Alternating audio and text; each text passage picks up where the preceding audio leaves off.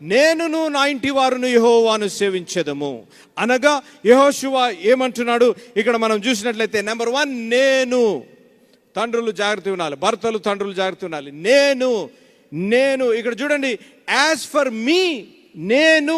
ఇక్కడ యెహోషువ జాగ్రత్త వినాలి, తమ్ముళ్ళు, బ్రదర్స్ అండ్ భర్తలుగా చేయబడిన వారు, ఇంటికి యజమానులుగా ఉన్నవారు, లీడర్షిప్లో ఉన్నవారు. నువ్వు ఎటువంటి లీడర్షిప్, కంపెనీలో, చర్చ్లో, లేకపోతే నువ్వు నీ ప్రొఫెషన్లో, నువ్వు ఎటువంటి నాయకత్వంలో ఉన్నప్పటికీ కూడా దిస్ ఈజ్ ఫర్ యూ. నువ్వు వినాలి, పరిశుద్ధాత్మ దేవుడు నీతో మాట్లాడుతున్నాడు.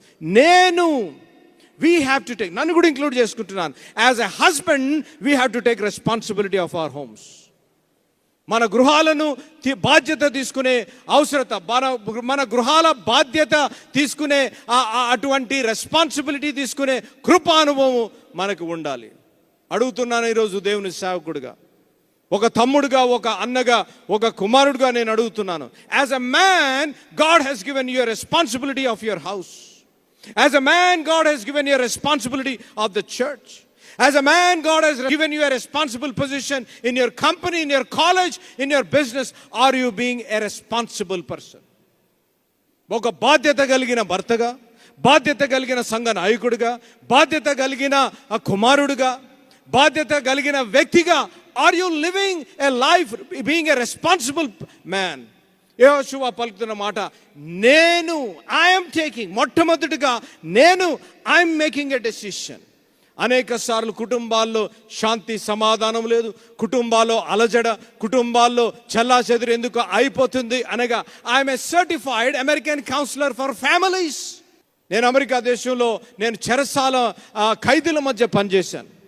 వై అమెరికాలో ఎందుకంత డిస్ఫంక్షన్?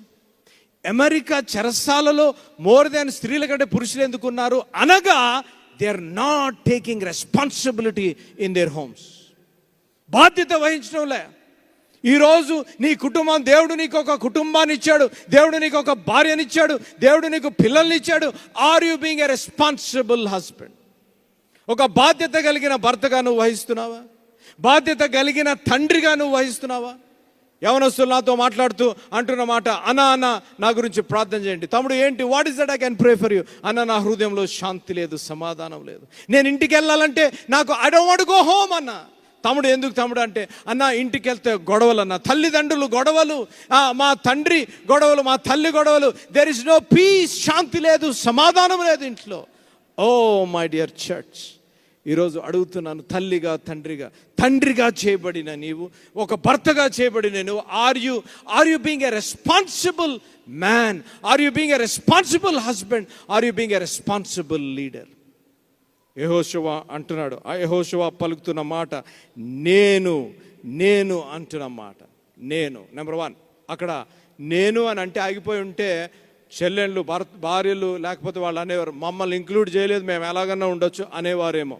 చూడండి, మీకు చెప్తాను ఫ్లాష్ న్యూస్. నేనును, అమ్మా చదువుతాలి, నేనును నా ఇంటి వారును, కరెక్ట్, నేనును నా ఇంటి వారు. నెంబర్ 1, నేను హస్బెండ్, నేను ఫాదర్.